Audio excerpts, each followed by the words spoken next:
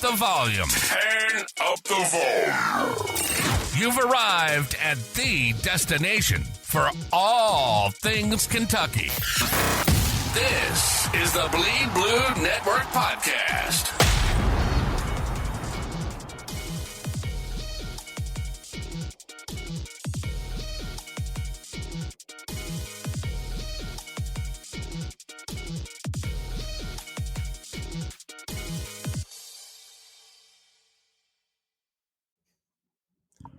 What is going on, Big Blue Nation?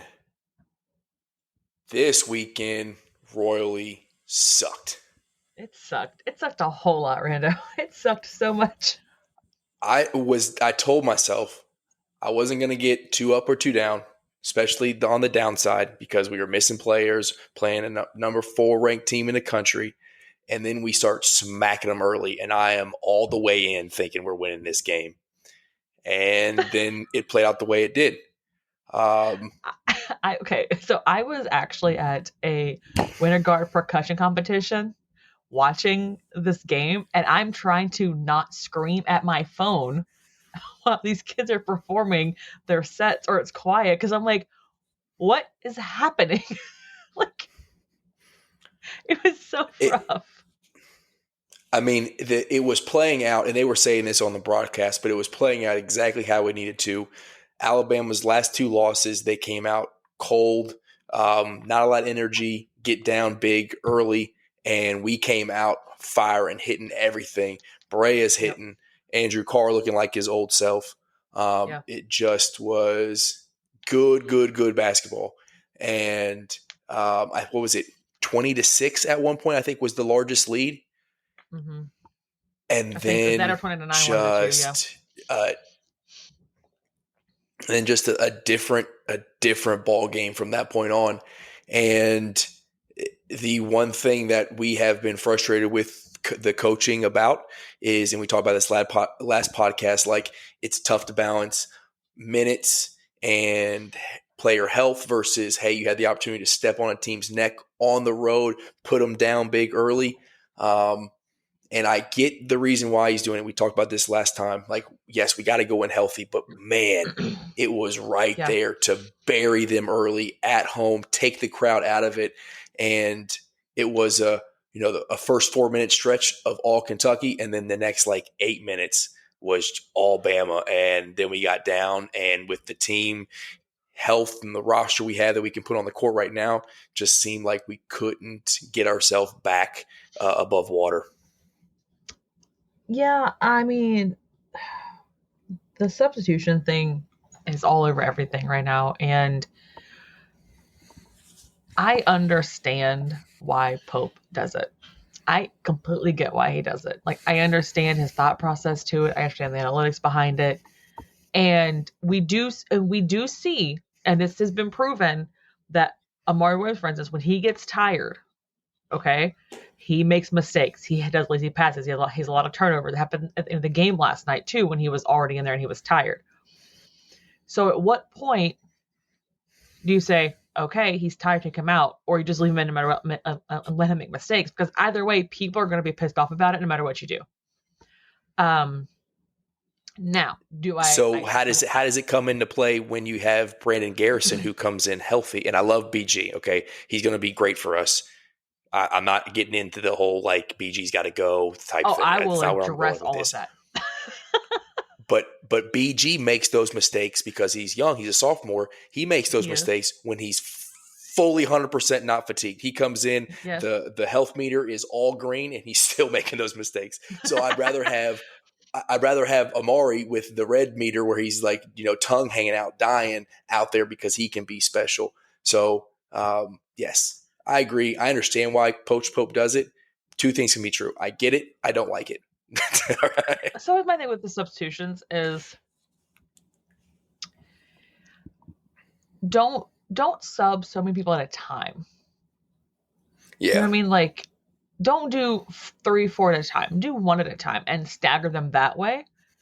And then I don't think it would be as big of a deal if that was the case. And I said on the space last night too, if it was a staggered substitution, it would not seem as harsh as here's 4 in, 4 out. It's almost like a platoon in a weird way. It's kind of weird how he does it.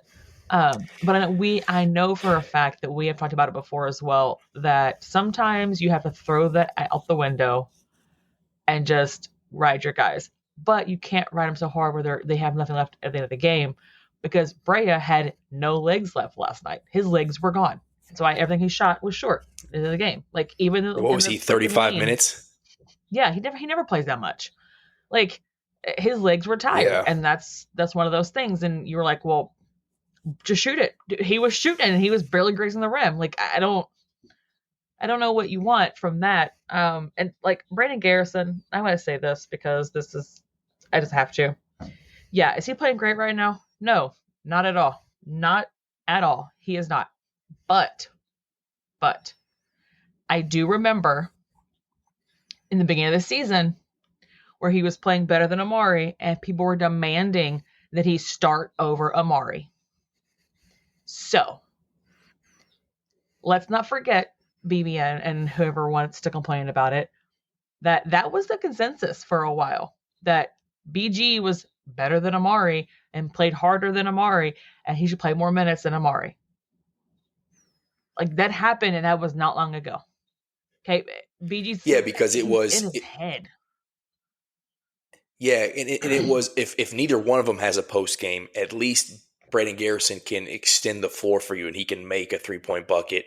Right. At least more consistently. His jump shot looks good. Yeah. Now it seems to be, when he said he's in his head, it almost seems to be he's trying to play like Amari is when he's out there. Like Amari's found his post game. He's able to score, either from the top of the key on a dribble drive, or you can find him on the block and he's able to turn over that right shoulder with his left hand. And it's been pretty consistent. Yeah. Brandon Garrison didn't have that in his game yet. So, like, I would say, buddy, if you're not getting the ball in the paint off that roll where you can dunk the ball, then, maybe don't try to bang down in the post, or you got to catch that thing deep. Like, do your work early, catch it inside the block in the paint. If you catch it out here on the elbow, pass it back out, because that's just not your game yet, right? So play within yourself and don't try to be something you're not, because that's just going to cause turnovers. It's going to cause, irrational fans to sit there and say, oh, he's got to go, or this side talk about he's already looking at the portal. I just shut up about that nonsense, please. People, just shut up. And unless you're going to give somebody their flowers and like, hey, this player killed it, we appreciate you, don't add them either. Like, just, it's so silly. Like, what do you think? Like, what, as a fan base, we should be out here trying to uplift these guys. Like, I understand there's criticism to be had. Everybody who does a job and isn't good at it, or simply is off for a day, can get criticized. I understand that. But do that within your family. Do it on a group chat, whatever it is. There's no reason to add them and saying that, like, I can't believe this person is whatever. No, I agree. Yeah, it's just not it's not helpful, and it's baffling me when I see some of the stuff that goes out there. Because again, like, we could be critical. We come on here and say, hey, this person didn't play real well. You just said Brea was at the end of the game, just wasn't himself. We talked about Amari. He does that. I mean, that's what happens. These dudes are human. Like, they're not perfect. They're not robots. And I think people forget that, or I think some people are so stuck kind of like in the cow mentality. Like, we saw that tweet last night. The guy was like, oh no, they're just protecting their draft stock. Sir, what the fuck? Oh, you talking about the guy who said he didn't think they were actually injured? Like, yes. Like, sir, I almost want to give him the benefit of the doubt and think maybe he was just super boozed up and like was in control of his little fingies when he was out there, tweeting. It was like fingies. that was. I saw that. I was like, this is. I mean, I'm out here trying to troll the Bama fan base for chanting USA when they have foreign international players on their team, and then we have our own fan base sound just as dumb. I'm like, God, what? I can't even. I can't protect you, dude. Maybe that's Alabama transplant. Maybe it With was, those yeah. non-breakable windows. I do always got to remember that I'm not real good at the twatter yet because I don't go on there and look at a profile. I'll see someone comment on something. I'm like, oh, this guy, and I got to go look at a profile. I'm like, oh, this guy's clearly a troll. He's from, look at their You look at location. profiles? Oh, no, that's too much work for me. I don't care. Well, I've gotten myself, I've looked stupid before because I've gone back and forth with somebody. Then I realized, oh, this person lives in Arkansas. They're clearly not a Kentucky fan, right? Like, so I've got before. So now I have to do it. You got. That's funny. But going back to the rotation, it did seem wild that he pulled 4 people out at one time. But I think going back and looking at it now, and we'll talk about this because you said it last week about Carr getting fouled out in Texas. I think it ended up being where 4 starters came out, but it was because Carr got into foul trouble, right? So he really so did Ortega. Well, yeah. Oh my goodness. but we'll get to that. But yes, yeah. To your point, two of those starters did have 2 fouls. They had to come out first half. Yeah. So definitely that's kind of the there. thing. Yeah. But maybe that's worth a conversation. Like, yes, that starting lineup clicks and plays really well together. They've come out firing every time they've been there. I've said before, I think Brea does better when he starts, like kind of get into the rhythm of the game. But maybe it should be Ansley starting and either Brea or Carr coming off the bench so that you can try to keep one of those key players always on the floor. To be fair, hopefully we're not talking about this much longer. Hopefully we get Lamont or Jackson back this week, and then we can just get back healthy and get into our standard rotation in time. But yeah, I mean, right now, Carr, with him being healthy and what he can do, we're seeing early season, pre-SEC play Carr before he got hurt. And especially when he's making that outside shot and he's like confidently taking it. The big one for me was that turnaround kind of, mid-lane fadeaway. Yes. And that one finally got over the front of the rim. Yes. Yeah. Yes. Thank you. He got that thing over I was like, finally, the legs are back. The back's not back. I think it's the same thing. I was like, he's back. Yeah. Oh, he's back now. That was an indicator for me because he has shot those couple games previously and missed them. They've all been short. But that one was good. I was like, oh, Carr's back. Okay, now we're good. Okay. I want to talk about the atrociousness that happened on the court yesterday too. Why? With the stripes? Why? Oh my God. Why did they have it out? 1, for Ortega. Okay, listen, they had his number literally all game. 2, who in the hell does Terry Oglesby or whatever think he is to walk down and stare down Mark Pope? Sir, who do you think you are? That was the ultimate like little man syndrome where like Mark Pope could pick his leg up 4 inches off the ground and step on your forehead. Okay. So let's not try to come over here and walk this dude down like you're something. Who the hell do you think you are? Mark Pope's hand could wrap around his entire face. Okay. Like he could have picked him up like a basketball and moved him around if he wanted to. Could have palmed his forehead. Yeah. Like stop, dude. And the way he walked over there, so like he was, and I bet he afterwards he was texting his buddies. They were talking back like, I showed that muff, I showed him. Oh yeah, I guarantee. He was, and yet everyone's clowning him everywhere else. Yeah. You're a bum, absolute bum. But it is something to be said about the SEC football and basketball, the best league in college sports, hands down. And the worst officiating across the worst officiating across. And you can, I mean, you got Tennessee fans, you got Arkansas fans, you got all around are sitting there like this is terrible. It is honestly embarrassing that the SEC employs these dudes and there's no repercussions of like, hey, you suck at your job. Most everybody else outside of like a weatherman, like can't be wrong as much. Like honestly, the weatherman, if you're shooting 50%, like okay, you're good to go. It's like the same with these guys. It's like hey, if you get it right half the time, then you can keep your job. It's wild. It's bad. It's bad across the league. Don't get me wrong. It's terrible. They make some awful calls. But last night, like they were worse than awful. Like, that was worse than the Georgia game awful, as far as the calls they were making. And I know everyone has seen the clip of the quote unquote foul on, well, actually there are multiple clips of fouls on what's his dude's name?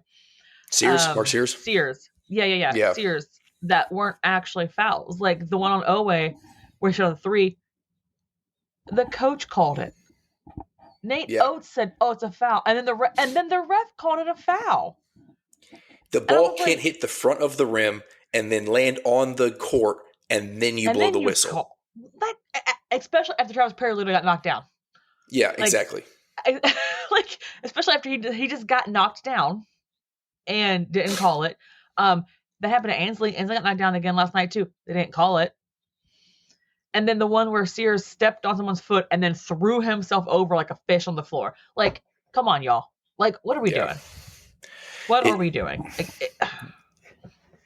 The flops, and I thought that was supposed to be like a point of emphasis of like, hey, we're not going to allow this anymore, and then like players should get warnings, like, hey, like you can get. I don't think they even know what a flop is anymore. Right? It was a problem. But yeah, it's just bad. It's a bad product. If you're gonna allow that to happen, it's just a bad product that you see on the floor because it's just dudes flopping around, you know. And to be fair, I mean, like these are 4th, 5th year seniors, right? So like they've been around the game. They're like, if they're gonna call it, I'm gonna do it. I don't blame them for doing it. It's just they have to stop empowering these dudes to do that. Yes. But it's bad business. And you ask why? Like they had something for Ortega. It was.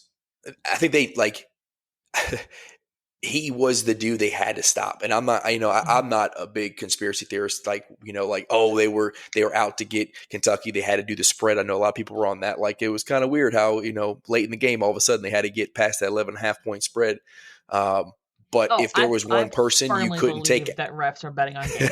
You cannot tell me that refs are not betting on games when they literally can influence a game a certain way. Like, there is no way that you cannot tell me, especially when we employ a ref that has already been in trouble for betting on games. Like, yeah, Orlando's Pool is like, that's the thing. You can't tell me that they don't do it. Like, it's not, no. Yeah. Two of, and I haven't gone back in the history of it. This was after the Georgia game. We did the research, but like Orlando's Pool and Steven Anderson, is that his name? So. Sam Anderson's last, but like both these dudes were fired from the NBA because they sucked at their job. And the SEC was like, hey, come on over actually, here, it's fine. That's a resume we want. Please. You got fired? Betting scandal? Yes, please. We would like you over here. Come on. You got fired just because you literally were so bad at your job, the NBA said we can't employ you anymore. Yes, actually, that we would like you to be in the SEC ref. Come in here. Sweet. Let's go. Yeah, like the dumbest shit I've ever heard in my life. I don't know. Like, and I know, like, where was that at like career fair day when you're like, hey, you could be a ref. You don't have to be any good at your job. You could do it forever. You can go meet players on the court and maybe make money on the side. Yeah, you get front row seats, never lose little cardio at every game. It's like a constant workout. Like I'd have been like, I will do that job. I will do that job right now. Please sign me up. This all year? Okay, you know what? I don't care. Let's do it. Half a year? That's fine. Come on, let's sign me up. No, and it's funny because people are like, oh my god, UK fans complain about foul calls and refereeing. Yo, we get hosed all the freaking time. But even last night, it was even people from other teams were like, damn, this is bad. This is real bad. And it sucks because like, as much as I don't like Nate Oates, I think he's a complete douche nugget. The dude can coach his ass off. Okay, yeah, like he's a good coach. He can absolutely coach his ass off, even though I hate him as a person, as a character. And it just sucks that it feels like, well, we've never played him at full strength yet. That sucks. And then it seems like last night was so heavily influenced by the shit show that was the refereeing that it was not like, that needs to be like a neutral site game with non-SEC refs. Well, someone threw the number out there yesterday when we did our little therapy space, but the free throw margin difference between the two games was like, it'll take you aback. It'll be like, wow. And last night was like a little 60? bit closer. It was a big ass number. I feel like I it don't was know. like 60 total. They've shot more free throws than us in the next two games. I feel like that was something like that. It's something crazy. Yeah, I want to go. Let me see if I can talk and look this up at the same time. I forgot who it was. said that. I think it was Adam. Adam had the stat on there, but shout out. He he was talking about it. It's just, and he admitted like, hey, last night's game was close. But if you go and watch, the calls were crap one, but it was who they were on. Again, it was Ortega flat out with like 8 minutes left to go in the game with 2 points, just couldn't get going. And not only that, it's if you're going to call the game that way, the one dude, if there's one dude on this team who's going to take it to the hole, to the rack as hard as he can and try to absorb contact, it's Owe. And the first two layups that he had, he took a lot of contact, bodied him up, took a lot of contact, no call. Okay, if that's how we're going to play this game, good. I think Kentucky can win that game. Right, exactly. You can't then call this ticky tack shit on Mark Sears just because he's the 5th-year senior. He's been around there forever, and because Nate Oates decides to tell you, whisper in your little ear, hey, you should call this foul. So I figured out what it was. They've shot 60 free throws total when they've played us. Okay. It was the first time they shot 34 to our 20, and last night it was 25. That was a home game, 20. By the way. That was 14 free throw to Spirit at home. That was at Rupp Arena. Yep. Yeesh. Yeah, that was at Rupp Arena. But I think that was the the thing there, because, and then they shot 25 to our 22 at their place last night. We just didn't make as many shots last night, to be fair. Like, the first game was a little different, but I didn't make as many shots. The second half it was, and again, you got to be happy with the team, the way they fought, and the end score was not the way the game kind of played out. Right. It was much closer than that, obviously, especially when we had a 12. I think it was 16-point lead at one point. It was. But it's like, again, I told myself I wasn't going to get all bent out of shape. But then at the end of the night, I was in here still upset, cursing and yelling and throwing and breaking, just because I was like, man, it was there. Like, this would have been a signature. Yeah. This would have been more importantly, of just beating the number 4 team in the country, for Pope to kind of get that revenge, to go into Tuscaloosa, down his 2 best players, or 2 of his 3 best players, with Amari, playing the way he is, however you want to, rack and stack those 3, to get the win there. It would have been like, okay, like, we're definitely silencing all the haters now. Even the weirdos who, for some reason, decide to call out Pope and question his ability as a coach. That would just hushed them, and now we just got to hope we can get another shot in the SEC tournament. But we still got big games left, right? We still got Auburn at home. They are gettable. I started off thinking 1,000%. I thought Auburn was. I still think them and Duke are probably the best bet in college basketball to get to the Final Four. But with the way they're playing now, and the way they focused on Janai Broome, I'll say it right now so I can have the receipt. If they're going to play him at the 5 and really try to Amari is going to eat the number 2 in the country right now for the National Player of the Year. Amari is going to eat his lunch. I'm telling you right now. Mm. Paddington Bears nuts are going to be on Janai Broome's forehead. But we'll see how they end up playing that out. But I look at that and I'm like, yes, he's experienced, but so is Amari, and he's just bigger, stronger, more athletic, and they're both left-handed. So Amari's going to know how to guard that, right? Oh man, I can't wait for that matchup, and I hope they do match up. But let's not get ahead of ourselves. Oklahoma, though. We have to get to Oklahoma first. Yeah. I said this on the space last night. This is the quintessential trap game, because they're coming off that loss at Alabama. they have Auburn coming to town the following Saturday, and that's a huge matchup. They cannot overlook Oklahoma. I know Oklahoma's got their really good freshman guard. Okay, cool, whatever. But overall, like, they're not super great. No, they're not. But you cannot drop Oklahoma. Like, you can't. Like, it's Agreed. especially playing because you still have to go to Missouri as well this season. Right. And so you have this Oklahoma. is very much the same as Vandy, right? Last week we didn't want to say it. We whispered it like, this is a must win. You know, like, it's same.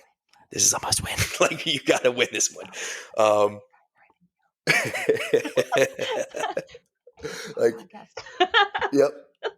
It's gotta happen. And I think potentially two things happen. One, if I was in a state where I could bet Kentucky player props, I am hammering Ortega's everything, especially points. Oh, he's going to come back to Oklahoma. Especially like everything is set. Like the one game this year, he hadn't scored double digits. He got completely hosed by the foul calls. Never could get in a rhythm. Mm-hmm. If there's a dude who is going to play angry, aggressive, and score a bunch of points, it's Owe. Yep. And something tells me, I have no information on this. Gut is we're going back to the home of Jackson Robinson. Like, he is from Ada, however the hell you say it, Oklahoma. Yeah. What do we get that man back? Yo, J-Rob, come play at home. Yes. Go show out at home court, please. Thank you. Let's do that. Let's do it. Very similar to how he gave, Buzz the whole, 3-gun look in his face when he was like, yep, remember how you treated me? Like, okay, let's go back home. Yep. Let's show a school that born and raised kind of watching, and that might have a nice little coming out party, or at least, back to health, get in the flow type of game. No, I just, with the schedule we have coming up, at Oklahoma, Auburn at home, LSU at home, and then at Missouri. That's not as daunting as it seems. You know what I mean? Like, Oklahoma's a great trap game. Auburn is Auburn, obviously. LSU is not great, but they beat Arkansas. We did not, but yeah. But it's also like the last home game. And then Missouri. Listen, Missouri, that girl kid or man, 40-year-old. I don't know. He looks 40. I don't even know. Like, he is ridiculous. He is good. He is good. He was the sole reason they lost last night to Arkansas, though, because he couldn't find the bucket in the second half. And he was still chucking them up like he was good. I don't know. I watched that game, and every time he would get it, because he can make that shot, he would catch, shoot, and you're like, okay, here we go. We just got to see one go in. And golly, they weren't even close. Dude was building a brick house in the second half. But but how many times did it happen against Kentucky, though? Oh yeah, I know. You got bad games in Kentucky. He'll go for 40, Rando, if we just let him keep shooting it. Like, I know, I agree, because these were open shots. Like, they were not necessarily playing great defense on him, and he just couldn't find the basket. He's very kind of Jack Golke-esque, where it's just like catch and shoot, chucking that thing up. And if he sees one go in, it could be dangerous. Unfortunately for him, halftime cooled him off because he was killed in the first half. Didn't do great in the second half. But yeah, I think if we get Oklahoma, then we easily have a chance to finish this thing out, go 3-1, get one of Auburn or Missouri, and, get into the SEC tournament with a single bye and see where it goes. Yep. No, but yeah, I agree. Gotta get Oklahoma, gotta get LSU, and hope we're healthy enough to get one of Auburn and or Missouri. And so shout out to the Catechin for this, but they pointed out on their last podcast that there's only 2 home games left this season. For this team, and and that's wild to me. Like we were just in April, I swear. Like, we were just trying to figure out who the coach was and watching Mark Pope put together his team. And the excitement he brought back, and now it's almost over. That is crazy to me how fast time flies. And I know people are like, well, whatever. But, like, this team is special. They have done things that no one expected them to do. Has there been letdown games? Of course there have. Like, of course, yes, there definitely have. Yeah. Have English, Jesus. But we're not healthy. I don't know when we're gonna be healthy again. I hope soon. I don't know, but y'all appreciate this team for what they are, because we're not getting Butler back. We're not getting Amari back. We're not getting Kobe Bryant back. Okay, we're not getting Ansley back. Like, Kerr up in the air. Who knows? Like, the Jackson's not coming back. Like, those guys are all gone. This is their literal last ride. They're all gone. It's really unfair. I use my child's verbiage of something being unfair.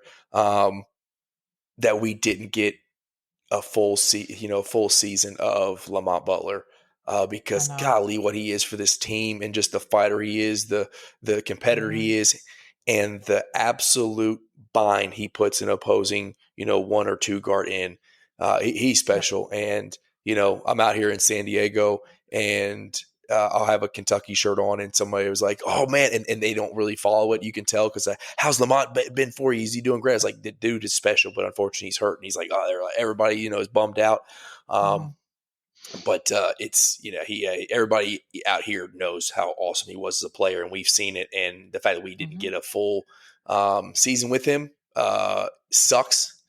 But let's hope we get another deep tournament run, because again, he's been there, done that, so he can navigate his way to a Final Four. We've seen it.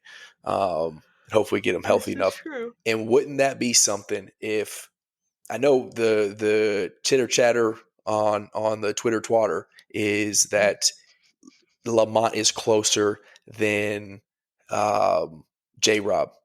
I don't know how that's quite. Well, I think it's because what Pope said. So I think it's because Pope said that he was starting like some drills in practice, and J-Rob is only sort of doing like on the side stuff. Like, I think that's why is why they said that. I guess I look at the wrist injury as like not something where you would need a lot of work to come back from. It's like side work is probably fine. Like, I know he got the injury from a hard fall, so maybe they do want to put him through some 5-on-5 contact stuff. But wouldn't it be something if we all saw that wrist with the plane? We all saw it, Jackson. Synced it. I saw the flick wrist follow through. Yep. Come on now. Come on. No brace on. I would think he was at the entire game at Bama with no brace on too. I think so, yeah. But I did not peep that. I didn't pay any attention, but I did see that was being posted. But wouldn't it be something if, and the way they do, I think they keep it close to the chest. We kind of laugh about this. Pope is, very much in his beliefs, and he's going to tell us the truth, and he's going to talk to us about basketball, except the injuries, because he has been full of shit with some of that stuff for sure.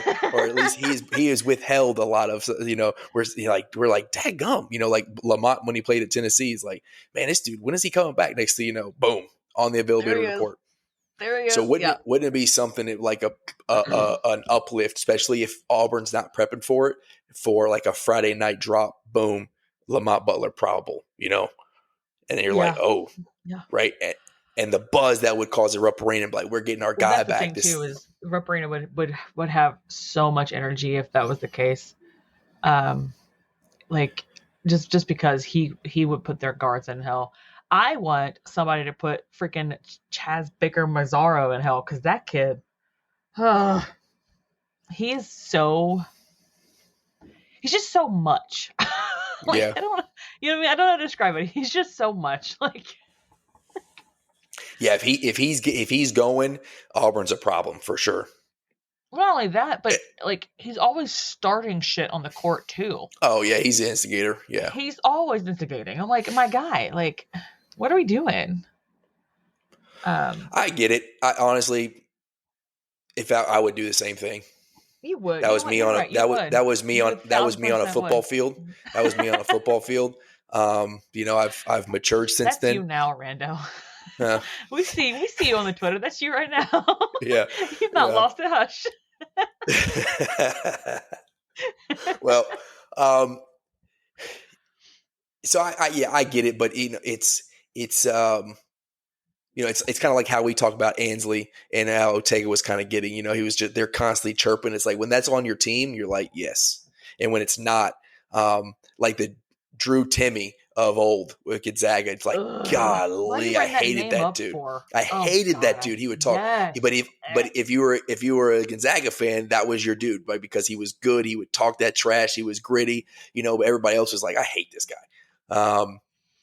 But so him. if you got one of those, like our biggest one of the team we didn't get to see much of, like that would have been Kerr this year. We talked about this before. Kerr would have so been many our fights. menace. Oh my God, that man would have had the benches clear like 5 times. Okay, like other had fan bases so would have been. Yep, they'd have been like, this Kerr guy's obnoxious. He sucks. He's not even that good. Blah blah blah. And we'd have been like, yeah, but that's our dude, right? That's our psycho. Leave me alone. Yep. I think. Okay, I hope that Oweh guards Chaz Baker-Mazara for Auburn. I want to see those two. Those two will just talk mad shit the entire time. Chaz plays the 3. He plays on the perimeter a lot. I mean, it'll probably be like he's tall. He's taller though, right? It'll probably be like Kobe Brea, whatever. But yeah, I don't know. Although Kobe talks his hopefully shit too, Jackson though. by then. Hopefully Jackson by then. All right, True. because there's that other kid. Starts with a P. For Auburn, that's nasty. I'm looking this up now. Pettiford. Oh yeah. Yes, he's one of their freshmen on the team, and that dude is good. He's inconsistent, but when he gets it going, he's special, and he's fearless too. Like he will chuck him up. He got no problem with it. Oh yeah, but yeah, Chad Baker, Chad Baker-Mazara, 6'7". So yeah, he is definitely lengthy. Yeah, he's a tall boy, very tall boy. Yep. But anyways, BBN, as we said, we only have 4 more regular season games with this group. So, and only 2 more home games. So I would say just appreciate them while you have them, because even with the postseason play, they're not playing Rupp again after LSU. They're done from Rupp. And like, I know we have, Nashville, and it's, like a little mini Lexington. And then if they go to Atlanta, it's Catlanta and whatever else. I get all that, but they're not home anymore. And that's special. Yeah, it sucks. It really does that this inaugural season, inaugural team for Pope is coming to an end. Way too quickly, and arguably this will be I don't know, like we'll look back over the next 10 years, this might not even be in the top 5, top 10 of most talented raw teams, that he has as he kind of works his system and more, because he's got one and done talent for the most part. Ortega, hopefully, knock on wood, he comes back next year. Amari, Lamont, Jackson, all of them experienced, but at Kentucky, a similar one and done. So they won't be here. And, now we're going to have a new wave of Jasper and Moreno. Lewis, like these kids that are coming in, and maybe they'll be here for a couple of years, but you just never know how long the team's going to be together and building that culture. Yeah. This team has built a culture and a cohesion and a love for one another very, very quickly. It's very, very special. Like you said, it seems very like you don't believe that the season's coming to an end. I was just doing a watch along for the Duke game, and Holden Jackson, like we were both, excited, like got tears watering our eyes. We finally beat Duke. We finally got one of these classic games where we get a W with a brand new coach with a brand new team. Yeah. That just seems like yesterday. And next thing you know, it's going to be SEC play and the tournament play where it's that the ball tips. You don't even know if you're going to get another game. So yeah, don't take it for granted. And I think it goes back to how we started this show of like, stop the nonsense, just appreciate it. Be a fan, criticize you have to, but at the end of the day, swallow your emotions, get it out. and then go back to understanding that this team is special, our coach is special, and it's been a rebirth of Kentucky basketball compared to the last 5 years of the anxiety and just depression that we've had as we get into postseason play. No, I agree, and that same line goes for the UK women as well. Today was their senior day against LSU, so with that being said, I mean, this is Georgia Amor's and Daja's their last go round too, right? And they only have one more home game, and that's Thursday, and that is when Tennessee comes to town. So yeah, and the women have done so well this season. Like they're fourth in the SEC right now. I think they're supposed to be like a 3 seed, I believe, in the tournaments where they're kind of projected to go. But it goes by so fast. And we all love Georgia. Georgia Amor, girl, listen, you are ridiculous. Okay. Tipping the ball to yourself in a game today, girl, that's dumb. What are we doing? Girl, I was like, oh, special. She did not do that. But I mean, today didn't go the way they wanted to go, obviously. The third quarter is what literally killed them. But it was still a great game. Yeah, I was begging Kenny to be, hey, I know she's got 3. Put Clara back in the game. You got to stop the bleeding at some point. She can't sit damn near the whole third quarter.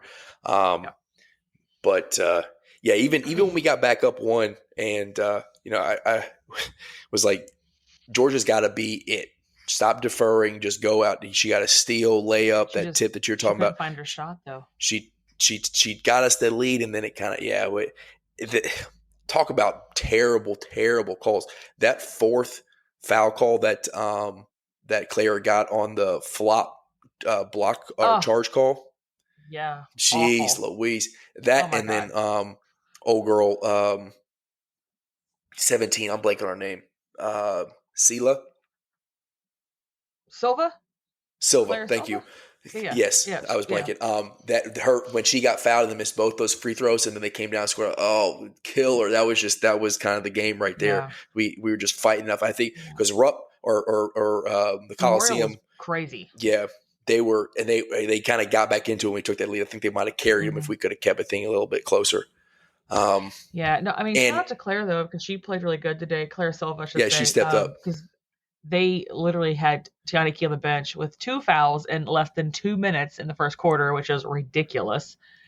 And I think they just kind of played out of sync a lot today because of the foul issues. But I mean, I don't think anybody expected them to play as close as they did to LSU. So shout out to them for that, I guess. But the third quarter, if they had not allowed LSU to come back and score and take the lead, they would have won that game. Even if LSU came back and got close, that'd have been different. But the fact that they had to come from behind, they didn't score 8, I think, and they scored 8 in 30 seconds. Something stupid. Kentucky had 4 points in all the third quarter, I think it was. 4 points in the third. That, yeah, not great. You cannot win a ball game scoring 4 to 6 points in the third quarter. That's not going to happen. Not at all. That was one, and we talked about the women, and we said they hadn't been fully respected. They did crest the top 10 earlier, and unfortunately kind of got whooped by Texas. But we said if we're going to kind of get some respect, Kenny Brooks is going to get more clout on his name. It was going to be got to beat LSU, beat South Carolina, and I would have loved to see Mulkey stomping around off the court. Oh God, that woman. She's miserable. I don't know how, and I guess people like playing for her because she can recruit good, talent, and I know her players always step up for her. But just she's over there looking. I mean, that camera she might have after that shot. Oh my God! Listen, her face. Well, she's always just stomping and fussing, and it's like she's the epitome of the adage of more frowns equal more wrinkles, because that she is looking rough. You know what I'm saying? They said it uses more muscles to frown than smile, so it causes more. You've heard this before. I'm not making this up. I know, but She's like, it's just she has wrinkles because she frowns all the time. All the time. She just always just angry for no reason. And she just seems absolutely miserable. And I would have loved Kenny Brooks to walk off the court after shaking her hand with the W, and it was there for the taking, but kind of very similar to the men's game. You jumped out, we had a big lead and just kind of, let the better team, just especially with people being out. And for the women's team, it was more foul trouble. Yep. But you just let the team with more depth claw back into it and get momentum, and never really able to get it all the way back. I agree, but I'm happy with the women's team this year. I'm very proud of them. They have also done fantastic, amazing things. I think, isn't this like Kenny's so many seasons in a row with 20 wins as a coach? Someone put it out yesterday, and I can't remember the exact year, how many years it's been. So if you know that, please let me know, because I forgot already. But he's on like a 20 game winning streak a year, like tear right now. I want to say it's like 10 years, 5 years. I don't know. He's definitely flipped the program around. Since in a season. So impressive that, because we expect a certain level of success, whether it's women's or men's basketball. And it just wasn't happening in the last couple of years on the women's side. Either side. To be fair, either side. At least we had some regular season excitement on the men's side. But last year the women's team was just getting. It was just we were essentially what we were talking about. What Oklahoma is or LSU is this year, where it's on the men's side, where it's like you can't really lose this one if you're going to go. That's a get right game for you. Mm-hmm. That's kind of how we were, especially last year. That tournament run 2 years ago was kind of special. Saved her job to be fair, but she couldn't recreate that magic on it. But Kenny Brooks has come in there, and Georgia's a big part of that. The fact that you got Kenny Brooks and Georgia Moore to come in there and do what she's doing. She's special. She's so special. Like what she can do with the basketball is impressive. Times, and her court vision is so good. Like I do think she's slightly underrated, honestly, and maybe because she plays for Kentucky or whatever, or maybe because she's only like 5'5", maybe if that. So she's not like a big dominant player in that regard, but she can absolutely take over an entire game. But again, not too many women who play basketball, college or pros, can drop 40 in a game, right? And she did it. There's just did it. It's just. To be fair, there's not very many who can do it either, but I'm just saying that's special. If you have the ability to drop 40 points in a game, that's your special talent. Whoever the announcer was today did say that she considered Georgia to be the best point guard in the country. So I would agree with that 100%. She curious to see how it plays out with the draft this year, and where she goes, and she's playing in the league next year, and for who, and how successful she is. I'm just happy she's here. I'm happy she got to be part of like the BBN in Kentucky for a year, her last go around. But like I said, they have one more home game, that is Tennessee on Thursday. So I would like it if it was a clean sweep across the board, and most men and women's beat Tennessee every time they play this year. Weep them, please. Would be great for sure. Well, I guess on to the next. We go get a W at Oklahoma, and then we start getting ourselves hype for Auburn. And we were talking about SEC officiating. And the SEC as a whole, kind of along with ESPN, what a miss not coming to Lexington for game day for what would have been a phenomenal matchup. I blame Seth for that one. Him and his self. But I think someone said because the game's also on CBS, they probably couldn't do it. Either way, it had to be ESPN game. They skipped Lexington on two very large games. For some stupid reason. So It's just this place goes nuts when something like that. I mean, You'd have the SEC arena now. filled. The arena would be filled. Oh yeah, and even that. for football, like I think SEC now came instead of game day, and still people showed up for that, and we're waiting in line. Like college game day at Rupp Arena would have been absolutely insane. Like they thought last year when we came to Auburn that was special. Wait, if they would have came to Lexington, but Pope will get one soon. What he's building, he's definitely going to get one, and I think even the matchmakers, as you like would call them in boxing or something, it's like they're kind of overlooking Kentucky because of the couple of losses that we've had, and not really looking at how special they are because of the big wins. But that's all right. Stack the chips on your shoulder, boys. Let's go do something special as we get into postseason play. The underdogs. It's fine. Yes, we do. Yes, we do, because that's what these boys have been, right? Essentially. Yeah. Underdogs the whole time. Yeah. Whole time. But W Go times. Go Cats. Let's go. Go Cats. And get some W's. Please. 2 of them this week, please. 2 of them this week. Let's come back this Sunday. We smack some Sooners, some Boomer Sooners down, and some Auburn Tigers killing the Cats. Wait, Killer Cats beat Tigers. There we go. I was like, hold on, we don't want to say that right.